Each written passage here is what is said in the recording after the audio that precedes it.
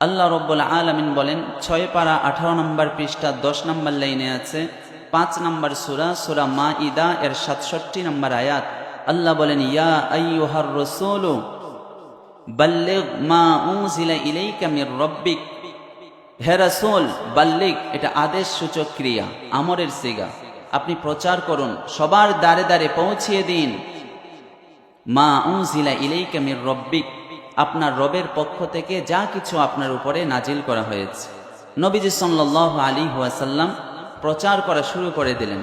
নাজিল হওয়া শুরু হলো 96 নম্বর সূরা আলাক 30 পারা 18 নম্বর পৃষ্ঠা 7 নম্বর লাইনে আছে।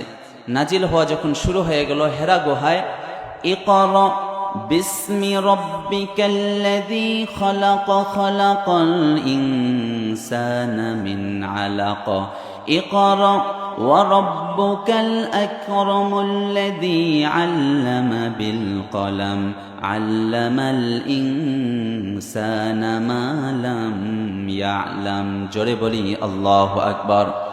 নাজিল হওয়া শুরু হলো।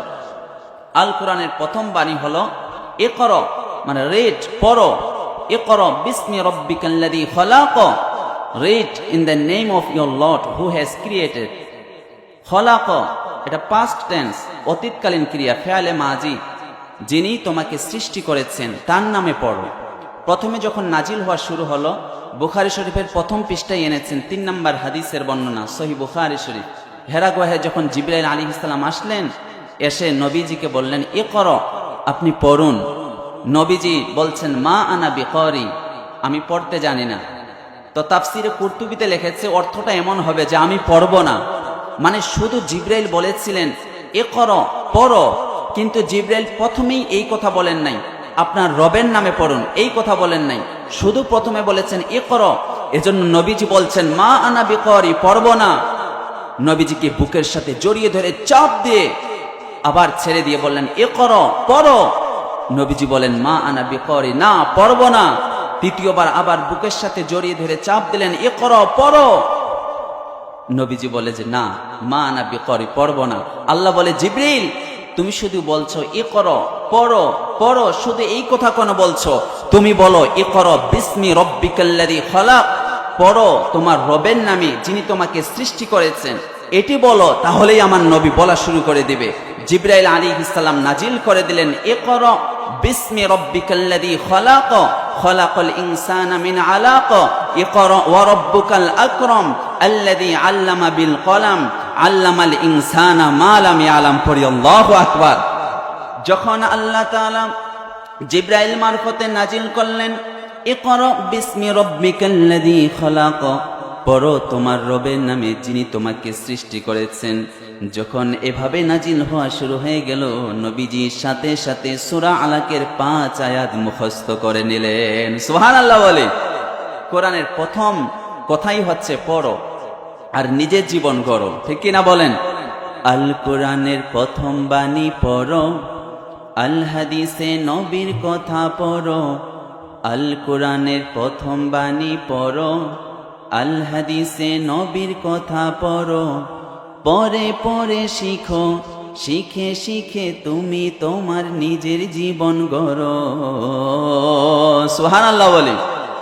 কোরআন মাজিদের প্রথম কথা হলো ইকরা বিসমি রাব্বিকাল্লাযী খালাক, পড়ো তোমার রবের নামে যিনি তোমাকে সৃষ্টি করেছেন। নাজিল হওয়া শুরু হলো, নবীজি প্রচার করা শুরু করে দিলেন। এরপরে নাজিল হলো 29 পারা 15 নম্বর পৃষ্ঠা 4 নম্বর লাইনে আছে 72 নম্বর 73 নম্বর সূরা মুজাম্মিল। ইয়া আইয়ুহাল মুজাম্মিল কুমিল লাইলা ইল্লা কলিলা নিসফাহু আও ইনকুস মিনহু কলিলা আও জিদ আলাইহি ওয়া রাত্তিলিল কুরআনা তারতিলা। জোরে বলি আল্লাহু আকবার। নাজিল হলো, নবীজি পৌঁছিয়ে দিলেন। এরপরে নাজিল হলো 29 পারা 17 নম্বর পৃষ্ঠার 1 নম্বর লাইনে আছে 74 নম্বর সূরা মুদ্দাসসির। ইয়া আইয়ুহাল মুদ্দাসসির কুম ফাআনযির ওয়া রাব্বাকা ফাকাব্বির। জোরে বলেন আল্লাহু আকবার। নাজিল হলো আর নবীজি পৌঁছিয়ে দেওয়া শুরু করলেন। কিন্তু নাজিল হয় আর নবীজি প্রচার করেন, হঠাৎ নাজিল হওয়া বন্ধ হয়ে গেছে, আর নাজিল হয় না। কারণ নবীজি কি কোনো মন গড়া কথা বলেন, নিজে নিজে কোনো কথা বলেন? আল্লাহ রাব্বুল আলামিন বলেন 27 পারা 5 নম্বর পৃষ্ঠা 3 নম্বর লাইনে আছে, 53 নম্বর সূরা, সূরা নজম এর 3-4 নম্বর আয়াত, ওয়ামা ইয়ানতিকু আনিল হাওয়া ইন হুয়া ইল্লা ওয়াহয়ুন ইউহা। জোরে বলতে হবে আল্লাহু আকবার। জিবরাইল আনিত বাণী, নবীজি মন গড়া কোনো কথা বলেন না। জিবরাইল আল্লাহর পক্ষ থেকে যা কিছু নিয়ে আসেন নবীজি তাই বলেন, কিন্তু আর নাজিলও হয় না, নবীজি নতুন কথা শোনাতেও পারেন না। এদিকে নবীজির একজন চাচি ছিল উম্মে জামিল, সে নবীজিকে নানাভাবে খুঁটা দেওয়া শুরু করলো। বন্ধুরা, আমার কিতাবের নাম বুখারী। ইমাম বুখারী কিতাবুত তাহাজ্জুদ অধ্যায়ের মধ্যে হাদিসটি লিখেছেন। সহিহ বুখারী শরীফের 1125 নম্বর হাদিসের বর্ণনা। হাদিসটি বর্ণনা করেছেন আব্দুল্লাহ বিন আমর রাদিয়াল্লাহু আনহু। নবীজি সাল্লাল্লাহু আলাইহি ওয়াসাল্লাম বলেন, আবতা জিবরিল আলা রাসূলিল্লাহি সাল্লাল্লাহু আলাইহি ওয়াসাল্লাম فقال المشركون قد ودع محمد। নবীজির কাছে জিবরাইল আসতে কয়েকদিন দেরি করলো, আর কোনো ওহী নিয়ে আসে না। এই সুযোগে কাফের মুশরিকরা বলতে লাগলো, মুহাম্মদের রব আল্লাহ ভুলে গিয়েছে। আবার ফাকালাত ইমরাআতুন মিন কুরাইশিন আবতা আলাইহি শাইতানুহু। উম্মে জামিল নবীজির চাচি বলল, কি ব্যাপার মুহাম্মদ, শয়তানটা আর আসে না? নাউজুবিল্লাহ বলেন। নবীজি মনে শুনে অনেক কষ্ট পেলেন, কারণ আগে ওহী আসতো, নবীজি শোনাতে পারতেন, এখন আর ওহী আসা বন্ধ হয়ে গেছে। নবীজির খুব মন খারাপ, পেরেশান হয়ে গিয়েছেন। তাছাড়া সহিহ মুসলিম শরীফে হাদিসটি এসেছে 4548 নম্বর হাদিসের বর্ণনা। আবতা আলাইহি রাসূলুল্লাহ সাল্লাল্লাহু আলাইহি ওয়াসাল্লাম জিবরিল ফাকাল আল মুশরিকুনা ক্বাদ উদ্দিআ মুহাম্মদ। কাফের মুশরিকরা বলা আরম্ভ করলো, কি মুহাম্মদ, তোমার রব, তোমার আল্লাহ কি তোমাকে ভুলে গিয়েছে? এজন্য আর তো নতুন কথা শোনাতে পারো না। আসলে আল্লাহ তাআলা জিবরাইল আমিনকে আর পাঠান নাই, কোনো ওহী আসে না, আর নবীজি কোনো উত্তরও দিতে পারেন না। নবীজি পেরেশান হয়ে গেলেন, নবীজি টেনশনে পড়ে গেলেন, কি ব্যাপার, আল্লাহ কি আমার উপরে সত্যি সত্যিই নারাজ হয়ে গিয়েছেন, আমার উপর রাগ করেছেন, কেন ওহী আসে না? মতান্তরে 7 দিন, 15 দিন, 25 দিন, এমনকি বর্ণনায় এসেছে 40 দিন পর্যন্ত কোনো ওহী আসে নাই। নবীজি পেরেশান হয়ে গেলেন। আল্লাহ তাআলা নবীজির পেরেশানি দূর করার জন্য নাজিল করলেন ওয়াদ-দুহা ওয়াল-লাইলি ইযা সাজা। পড়েন আল্লাহু আকবার। এজন্য আপনি যদি পেরেশান হয়ে থাকেন, মন খারাপ থাকে, অনেক দুঃখ কষ্ট নিয়ে আছেন, তাহলে 93 নম্বর সূরা দুহা যদি তেলাওয়াত করতে পারেন, আল্লাহ তাআলা আপনার সকল দুঃখ কষ্ট দূর করে দিবেন। পড়ি সুবহানাল্লাহ। আল্লাহ নাজিল করলেন ওয়াদ-দুহা ওয়াল-লাইলি ইযা সাজা। 11টি আয়াত, তার মধ্যে প্রথম 2টি আয়াতে আল্লাহ তাআলা কসম কাটলেন। ওয়াদ-দুহা প্রভাতের কসম, সকালের আলোর কসম। ওয়াল-লাইলি ইযা সাজা নিঝুম নিস্তব্ধ রাতের কসম, অন্ধকারের কসম। আল্লাহ তাআলা আলোর শপথ কাটলেন, অন্ধকারের শপথ কাটলেন। আলো দিয়ে আল্লাহ বোঝাতে চাইলেন ওহী আশাকে, আর অন্ধকার দিয়ে ওয়াল-লাইলি ইযা সাজা দিয়ে আল্লাহ বোঝাতে চাইলেন ওহী না আশাকে। সব সময় যদি নবীজির উপরে নাজিল হয় কোরআনের আয়াত, তাহলে নবীজির কষ্ট হবে। এজন্য আল্লাহ তাআলা বিরতি দেওয়ার জন্য এতদিন ওহী আশাকে বন্ধ রেখেছিলেন, আর আল্লাহ নাজিল করে দিলেন, নবী আমি আপনাকে ছুটি দেওয়ার জন্য এতদিন ওহী আশা বন্ধ রেখেছিলাম, তাই আল্লাহ নাজিল করে নবীজিকে সান্ত্বনা দিলেন ওয়াদ-দুহা ওয়াল-লাইলি ইযা সাজা। আলোর শপথ, অন্ধকারের শপথ, নবী আমি আপনাকে ভুলে যাইনি, আমি আপনার উপরে রাগ করিনি। এই কোরআনের আয়াত, কোরআনের বাণী যদি সব সময় নাজিল হওয়া শুরু হয়, তাহলে নবীজির কষ্ট হবে। কারণ এই কোরআনের আয়াত এটা কোনো হালকা বাণী নয়, কোরআনের বাণী অত্যন্ত ভারী বাণী। আল্লাহ রাব্বুল আলামিন বলেন 29 পারা 15 নম্বর পৃষ্ঠা 7 নম্বর লাইনে আছে, 73 নম্বর সূরা মুজাম্মিলের 7 নম্বর আয়াত, ইন্না সানুলকি আলাইকা কওলান সাকিলা। ও নবী, এটা কোনো হালকা বাণী নয়, এটা হলো অত্যন্ত গুরুভার বাণী, অনেক অত্যন্ত ভারী বাণী এটা। এই কোরআনকে যদি সাগরের উপরে নাজিল করা হতো, পাহাড়ের উপরে নাজিল করা হতো, তাহলে সেগুলো ধ্বংস হয়ে যেত। আল্লাহ রাব্বুল আলামিন বলেন 28 পারা 7 নম্বর পৃষ্ঠা 7 নম্বর লাইনে আছে 59 নম্বর সূরা হাশর এর 21 নম্বর আয়াত, লাউ আনজালনা হাযাল কুরআনা আলা জাবালিন লারাআইতাহু খাশিআম মুতাসাদ্দিআম মিন খাশিয়াতিল্লাহ ওয়া তিলকাল আমসালু নাদরিবুহা লিন-নাসি লাআল্লাহুম ইয়াতাফাক্কারুন। জোরে বলি আল্লাহু আকবার। এই কোরআনকে যদি পাহাড়ের উপরে নাজিল করা হতো, তাহলে পাহাড়ের ওজন সহ্য করতে পারত না, ধ্বংস হয়ে যেত, খান খান হয়ে যেত। পড়ি আল্লাহু আকবার। এই ওজনওয়ালা কোরআন যদি সবসময় নবীজির উপরে নাজিল হতেই থাকে, তাহলে নবীজির কষ্ট হবে। এজন্য আল্লাহ তাআলা নবীজিকে ছুটি দেওয়ার জন্য নাজিল করা বিরত রেখেছিলেন। এরপরে নবীজিকে সান্ত্বনা দিলেন, নবী ওয়াদ-দুহা ওয়াল লাইলি ইযা সাজা, আলোর শপথ, অন্ধকারের শপথ। নবী মা ওয়াদ্দাআকা রাব্বুকা ওয়া মা ক্বালা আই আবগাদাকা, নবী আমি আপনাকে ভুলেও যাই নাই, আপনার উপরে রাগান্বিত হয়নি। সুবহানাল্লাহ বলেন। প্রথম 2 আয়াতে আল্লাহ তাআলা কসম কাটলেন, এরপরের 3 আয়াতে আল্লাহ তাআলা নবীজিকে সান্ত্বনা দিলেন, এরপরের 3 আয়াতে আল্লাহ তাআলা নবীজিকে 3টা নিয়ামতের বর্ণনা দিলেন, আর আখেরি 3 আয়াতে আল্লাহ তাআলা নবীজিকে ওয়ার্ক প্ল্যানস মানে গাইডলাইন্স, দিক নির্দেশনা দিলেন। সুবহানাল্লাহ বলেন। তাহলে এই সূরাটিকে আমরা 4 ভাগে বিভক্ত করব।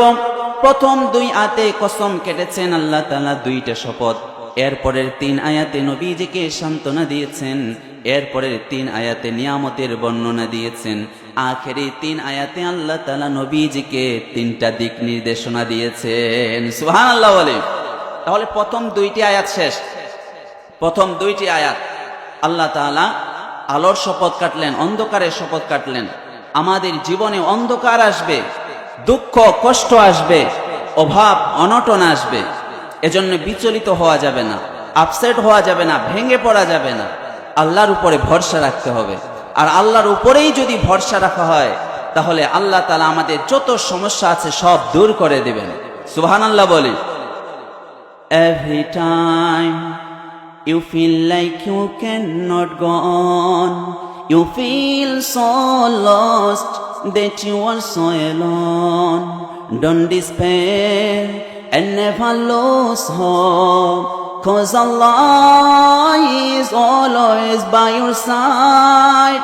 Inshallah, inshallah, inshallah, you will find your way.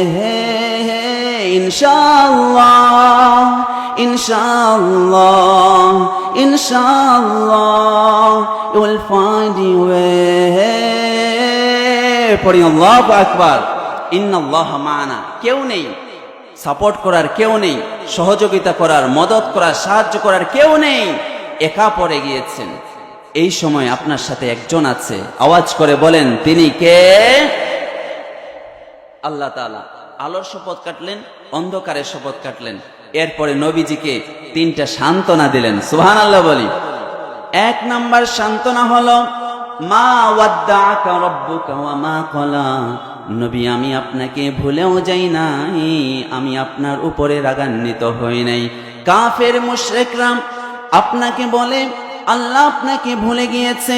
না না, আল্লাহ তাআলা নবীজিকে কনফার্ম করলেন, নবী আমি আপনাকে ভুলেও যাই নাই, আমি আপনার উপরে রাগও করি নাই, আমি আপনাকে ছুটি দেওয়ার জন্য ওহী আসা বন্ধ রেখেছিলাম। সুবহানাল্লাহ বলি। 1 নাম্বার সান্ত্বনা দিলেন। যখন দুঃখ কষ্টের সময় কনসোলেশন, কন্ডোলেন্স, সান্ত্বনা দেয়, তখন সাহস বেড়ে যায় কি যায় না? 1 নাম্বার সান্ত্বনা দিলেন। নবীজি ওই যে দুঃখ কষ্টে ছিলেন, সব দুঃখ কষ্ট ভুলে গেলেন। সুবহানাল্লাহ বলেন। 2 নাম্বার সান্ত্বনা হলো ওয়ালাল আখিরাতু খায়রুল লাকা মিনাল উলা।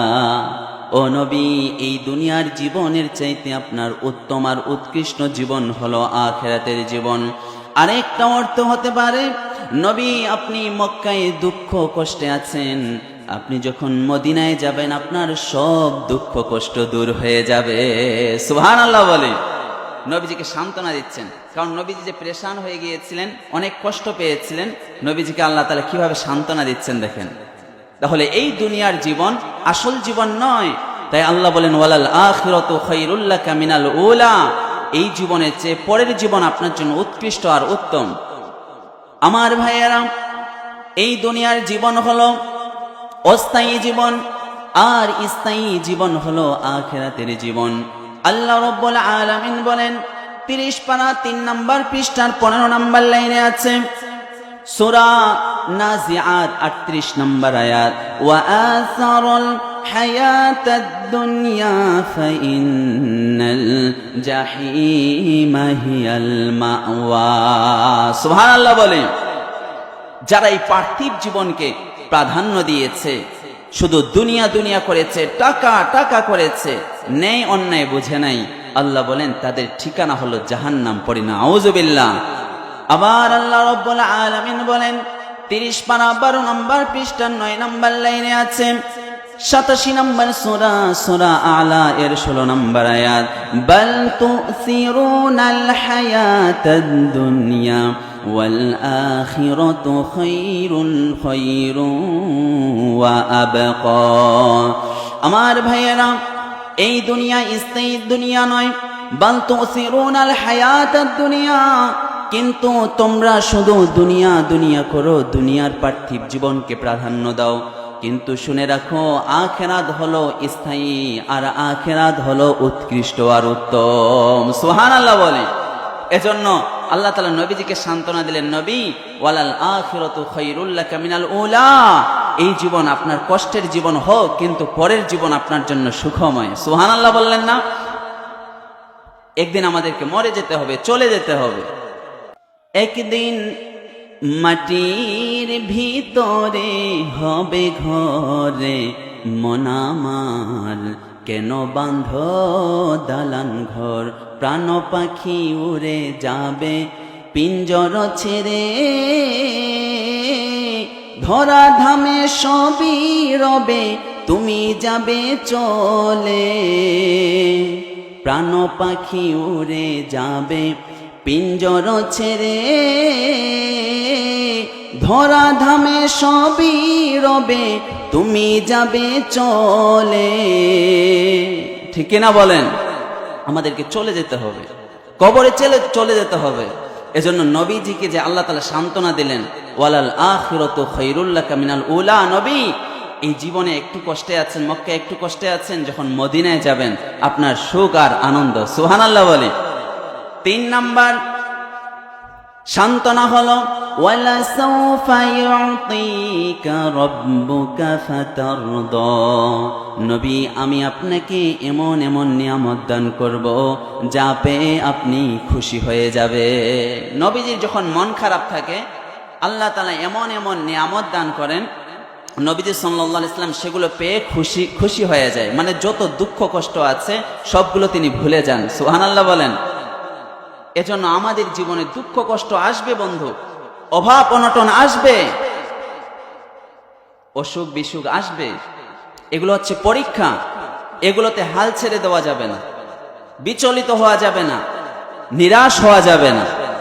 ইয়াকুব আলাইহিস সালাম তার সন্তানদেরকে বলেছিলেন, 13 পারা 5 নম্বর পৃষ্ঠার 1 নম্বর লাইনে আছে, ওয়ালা তাইয়াসু মির রাউহিল্লাহ ইন্নাহু লা ইয়াসু মির রাউহিল্লাহি ইল্লাল কওমুল কাফিরুন। পড়েন আল্লাহু আকবার।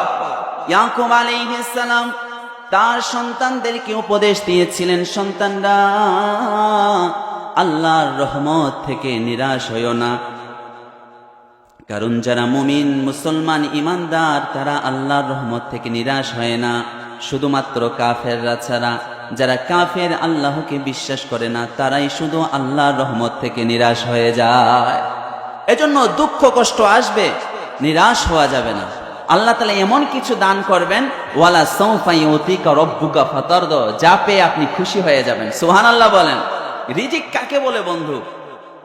রিজিক কত আসবে, রিজিক আপনার পিছনে পিছনে ঘুরবে, কিন্তু ভরসা রাখতে হবে একজনের উপর। আওয়াজ করে সবাইকে বলতে হবে, তিনি কে? আল্লাহ তাআলা নবীজিকে সান্ত্বনা দিলেন, ওয়ালা সাউফা ইউতিকা রাব্বুকা ফাতারদা। নবীজির যেখানে মন খারাপ থাকে আল্লাহ তাআলা মন ভালো করে দেয়, কারণ নবীজি হলেন হাবিবুল্লাহ। ইব্রাহিম আলাইহিস সালাম ছিলেন খলিলুল্লাহ। খলিল শব্দটির অর্থ হচ্ছে বন্ধু, আর হাবিব শব্দটির অর্থ হচ্ছেও বন্ধু। কিন্তু খলিল এমন বন্ধু যিনি আল্লাহকে খুশি করার জন্য কাজ করেন, আর হাবিব মানে এমন বন্ধু যিনাকে খুশি করার জন্য আল্লাহ নিজেই কাজ করেন। সুবহানাল্লাহ বলেন। বন্ধুরা, আমার কিতাবের নাম তিরমিজি। ইমাম তিরমিজি আবওয়াবুল মানাকিব অধ্যায়ের মধ্যে হাদিসটি লিখেছেন। সুনানে তিরমিজি শরীফের 3616 নম্বর হাদিসের বর্ণনা। হাদিসটি বর্ণনা করেছেন ইবনে আব্বাস রাদিয়াল্লাহু আনহুমা। নবীজি সাল্লাল্লাহু আলাইহি ওয়াসাল্লাম বলেন, ইন্না ইব্রাহিমা খলিলুল্লাহ ওয়া আনা হাবিবুল্লাহ। ইব্রাহিম নবী হলেন খলিলুল্লাহ, আর আমি নবী মুহাম্মদ হলাম হাবিবুল্লাহ। ইব্রাহিম আলাইহিস সালাম আল্লাহকে খুশি করার জন্য 10টা পরীক্ষা দিয়ে উত্তীর্ণ হয়েছেন, আর আমি নবী আমাকে খুশি করার জন্য আমার যেখানেই আমি পেরেশানিতে পড়ি, মন খারাপ থাকে, আল্লাহ তাআলা এমন এমন নিয়ামত দান করেন যেগুলো পেয়ে আমি খুশি হয়ে যাই। সুবহানাল্লাহ বলে। ওয়ালা সাউফা ইউতিকা রাব্বুকা ফাতারদা। নবীজি তাহাজ্জুদের মুসাল্লায় উঠে দোয়া করলেন, আল্লাহ, ইসলামকে বুলন্দ করার জন্য 2টা মানুষ থেকে আমি একটা মানুষকে আপনার জন্য চাই, ইসলামের জন্য চাই। বন্ধুরা, আমার কিতাবের নাম তিরমিজি। ইমাম তিরমিজি আবওয়াবুল মানাকিব অধ্যায়ের মধ্যে হাদিসটি লিখেছেন। সুনানে তিরমিজি শরীফের 3681 নম্বর হাদিসের বর্ণনা। হাদিসটি বর্ণনা করেছেন ইবনে আব্বাস রাদিয়াল্লাহু আনহুমা। নবীজি সাল্লাল্লাহু আলাইহি ওয়াসাল্লাম তাহাজ্জুদের মুসাল্লায় আল্লাহর কাছে 2 হাত তুলে দোয়া করলেন, আল্লাহুম্মা আইজ্জাল ইসলাম বিআহাব্বির রাজুলাইনি হাদাইনি। ও আল্লাহ, 2 জন ব্যক্তি থেকে আমি একজনকে চাই ইসলামের জন্য। 1 নাম্বার হলো ব্যক্তি হলো আবি জাহল ইবনে হিশাম। হিশামের ছেলে হলো আবু জাহাল। আরেকজন হলো অবি উমর ইবনুল খাত্তাব, খাত্তাবের ছেলে ওমর। ওমর রাদিয়াল্লাহু আনহু এই হাদিসটি বর্ণনা করে বলেন, কানা আহাব্বাহুমা ওমরু। এই 2 জনের মধ্যে ওমরের জন্য আল্লাহর কাছে এটা পছন্দনীয় আর কবুল হয়ে গিয়েছে। সুবহানাল্লাহ বলে। পরের দিন ওমর বিশাল বড় একটা তরবারি নিয়ে নবীজিকে হত্যা করার জন্য, নবীজির মাথা কল্লা কাটার জন্য আসছে। সাহাবীরা বলছেন, নবী আপনি লুকিয়ে পড়েন, দরজা লক করে দেন, ওমর আপনাকে হত্যা করার জন্য আসছে। নবীজি বলছেন, সাহাবীরা তোমরা দরজা লক করে দিও না, দরজা খুলে দাও, ওমরকে আসতে দাও। আমার তো মনে হচ্ছে আমি যে তাহাজ্জুদের মুসল্লায় 2 জন ব্যক্তির জন্য দোয়া করেছিলাম, একজন হলো আবু জাহাল, আরেকজন হলো ওমর। আমার তো মনে হয় ওই দোয়াটা ওমরের জন্য কবুল হওয়া শুরু করেছে। সুবহানাল্লাহ বলে। ওমর ফারুক এখন পর্যন্ত ইসলাম গ্রহণ করে নাই। বিশাল বড় তরবারি নিয়ে নবীজির সামনে এসে তরবারিটা মাটিতে রেখে নবীজির হাতে হাত রেখে বাইয়াত গ্রহণ করে কালিমা পড়ে মুসলমান হয়ে যায়। সুবহানাল্লাহ বলে। আবার নবীজি বলেন, আনা খাতামুন নবিয়্যিন লা নাবিয়্যা বাদি। আমি হলাম আখিরি নবী, আমার পরে আর কোন নবী নেই। লাউ কানা বাদি নবিয়্যুন লাকানা উমর। আমার পরে যদি নবী হওয়ার কারো যোগ্যতা থাকে তাহলে সে হয়ে যেত ওমর। সুবহানাল্লাহ বলি। প্রভু তুমি বলেছ রাসূল দেবে না, বলনি দেবে না ওমর, বলনি দেবে না হামজা তারি, খালিদি বিজয়ী সমর। প্রভু তুমি বলেছ রাসূল দেবে না, বলনি দেবে না ওমর, বলনি দেবে না হামজা তারিক, খালিদি বিজয়ী সমর, প্রভু তুমি বলেছ রাসূল দেবে না। পড়ি আল্লাহু আকবার। নবীজি পেরেশান হয়েছিলেন, ইসলামকে বুলন্দ করার জন্য, শক্তিশালী করার জন্য একজনকে আমার দরকার। নবীজির পেরেশানি দূর করে দিলেন ওমরের ইসলাম গ্রহণ করা দিয়ে। সুবহানাল্লাহ বলি। তাই আল্লাহ সান্ত্বনা দিলেন, ওয়ালা সাউফা ইউতিকা রাব্বুকা ফাতারদা। নবী আমি আপনাকে এমন এমন নিয়ামত দান করব, যা পেয়ে আপনি খুশি হয়ে যাবে। তাহলে সূরা দুহা 11টি আয়াত। প্রথম 2টি আয়াতে কসম কাটলেন, এরপরে 3 আয়াতে নবীজিকে 3টি সান্ত্বনা দিলেন। সুবহানাল্লাহ বলেন। আর কয়টি আয়াত থেকে? আর 3 3 6টা আছে, তাই না? এরপরের 3 আয়াতে আল্লাহ তাআলা নবীজিকে 3টি নিয়ামতের বর্ণনা দিয়েছেন। 1 নাম্বার নিয়ামতের বর্ণনা হলো আলাম ইয়াজিদিকা ইয়াতীমান ফাআওয়া। নবী আপনি তো এতিম ছিলেন, কিন্তু আমি আপনাকে লালিত পালিত হওয়ার ব্যবস্থা করে দিয়েছি। তাফসীরের বিখ্যাত গ্রন্থ জালালাইনের মধ্যে লিখেছেন, বিআন্না দাম্মাকা আবি তালিবিন ইলা আম্মিকা আবি তালিব। নবী আমি আপনাকে এতিম পেয়েছি, কিন্তু আপনার চাচা আবু তালেবের মাধ্যমে লালিত পালিত হওয়ার ব্যবস্থা করে দিয়েছি। সুবহানাল্লাহ বলেন। আল্লাহ তাআলা নবীজিকে বলছেন, নবী আপনার টেনশন কিসের? আপনি তো এতিম ছিলেন, কিন্তু আমি তো লালিত পালিত হওয়ার ব্যবস্থা করে দিয়েছি, আপনি কেন টেনশন করেন? টেনশন তো আমি আল্লাহর, ঠিক কিনা বলেন? 2 নাম্বার নিয়ামতের বর্ণনা হলো ওয়াওয়াজাদাকা দাল্লান ফাহাদা আই হাদাকা ইলাইহা। নবী আপনি রাস্তা খুঁজছিলেন, কোন দিকে যাবেন? এদিকে যাবেন না ওদিকে যাবেন, আপনি সরল সঠিক পথ খুঁজছিলেন, আমি তো আল্লাহ আপনাকে সরল সঠিক পথে পরিচালিত করেছি। সুবহানাল্লাহ বলেন। আমরাও নামাজের সময় প্রতি নামাজে সূরাতুল ফাতিহা পড়ি কি পড়ি না? সূরাতুল ফাতিহাতে ইহদিনাস সিরাতাল মুস্তাকিম আছে না নাই বলেন? এর মানে হলো, হে আল্লাহ আমাদেরকে সরল সঠিক পথ দেখাও। আমি যদি কোনদিন পথ ভুলে যাই, হাতছানি দিয়ে কাছে নিও, মমতার বন্ধনে আমায় বেঁধে সব ভুল ক্ষমা করে দিও। আমি যদি কোনদিন পথ ভুলে যাই, হাতছানি দিয়ে কাছে নিও, মমতার বন্ধনে আমায় বেঁধে সব ভুল ক্ষমা করে দিও। আমি যদি কোনদিন পথ ভুলে যাই। পড়ি আমিন।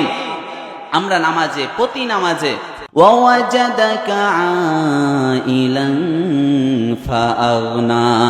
নবী আপনি তো অসচ্ছল ছিলেন, আপনি অসচ্ছল ছিলেন, কিন্তু আমি আপনাকে বিয়ের মাধ্যমে, খাদিজার মাধ্যমে আমি আপনাকে সচ্ছল বানিয়ে দিয়েছি।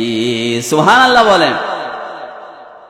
নবী সাল্লাল্লাহু আলাইহি সাল্লামের মা বাবা কেউ নেই, শুধু আছে চাচা আবু তালিব। তিনাকে দেখে শুনে রাখতেন। 25 বছর বয়স আর 40 বছর বয়স হলো আম্মাজান খাদিজা রাদিয়াল্লাহু আনহা, তার বয়স। আল্লাহ তাআলা আম্মাজান খাদিজাকে এত পছন্দ করেছেন, নবীজির সাথে শাদী করিয়ে দিলেন।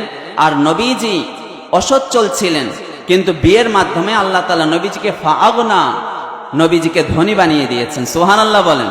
আম্মাজান খাদিজা যত ধন সম্পদ ছিল, আমার মায়েরা, আমার বোনেরা, আমরা যদি আমাদের প্রপার্টি থাকে, ব্যাংক ব্যালেন্স থাকে, আমরা কিন্তু আমাদের স্বামীদেরকে আমরা সাপোর্ট করতে পারি, ঠিক কিনা বলেন?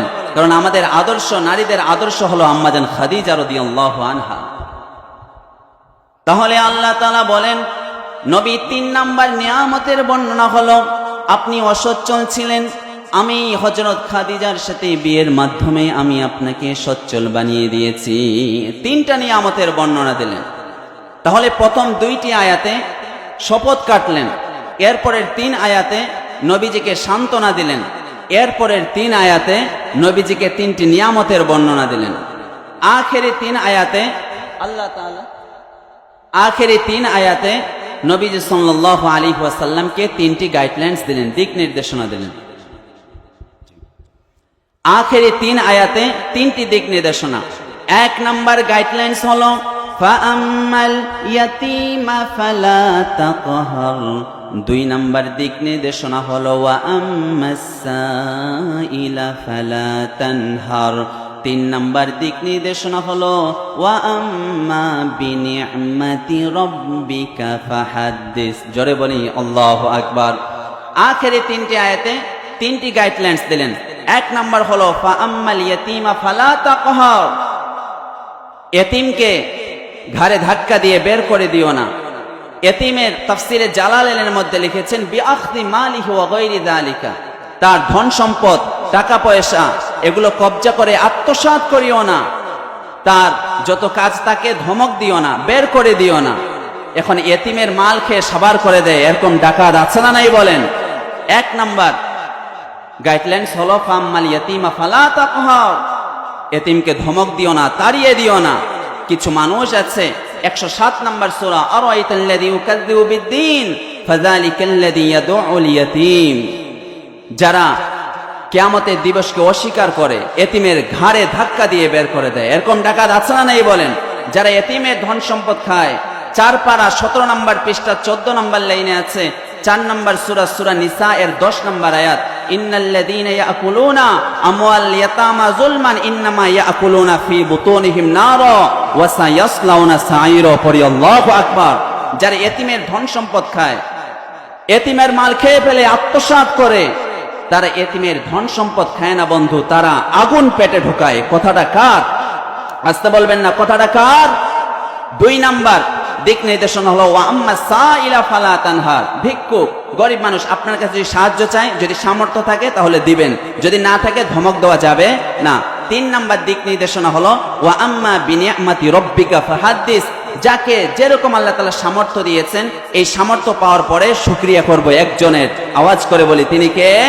আল্লাহ রাব্বুল আলামিন বলেন 13 পারা 15 নম্বর পৃষ্ঠা 4 নম্বর লাইনে আছে 14 নম্বর সূরা ইব্রাহিমের 7 নম্বর আয়াত, লা ইন শাকারতুম লা আযীদান্নাকুম ওয়া লা ইন কাফারতুম ইন্না আযাবি লাশাদীদ। পড়ি আল্লাহু আকবার।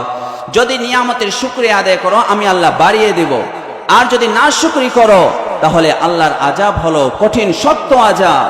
এজন্য ওয়া আম্মা বিনি'মাতি রাব্বিকা ফাহাদ্দিস, সুখে দুঃখে সচ্ছল অসচ্ছল সব সময় একজনের শুকরিয়া আদায় করব। আওয়াজ করে বলি তিনি কে? সম্মানিত উপস্থিতি, সূরা দুহা থেকে তাফসীর শুনছিলাম। প্রথম 2 আয়াতে আল্লাহ তাআলা 2টি শপথ করেছেন, এরপরের 3 আয়াতে নবীজিকে সান্ত্বনা দিয়েছেন, এরপরের 3 আয়াতে নবীজিকে 3টি নিয়ামতের বর্ণনা দিয়েছেন, আখেরি 3 আয়াতে আল্লাহ তাআলা নবীজিকে দিক নির্দেশনা দিয়েছেন। আজকে ছিল এই সূরাটির আলোচনা।